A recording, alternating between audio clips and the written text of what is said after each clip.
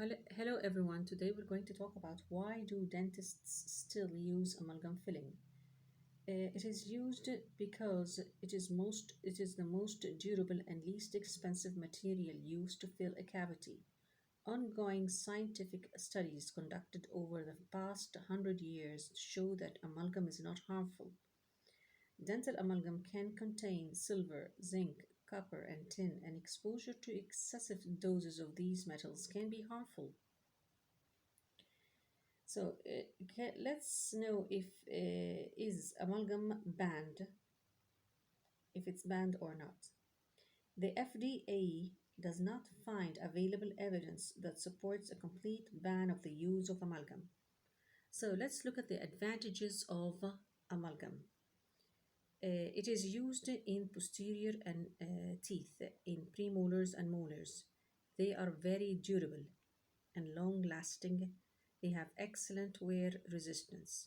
Due to its strength, they can fill large cavities within the teeth. It is the least expensive filling material, so it can be a relief to patients on budget. It hardens quickly. It is completed in one visit, so it means it is one visit technique.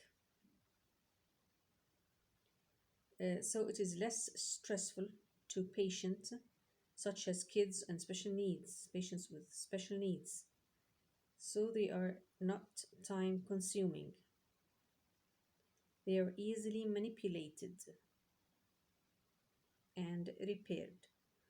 So today we talked about the amalgam filling. We talked about the advantages of amalgam filling, and we talked about why do dentists still use amalgam filling, and if it's banned or not.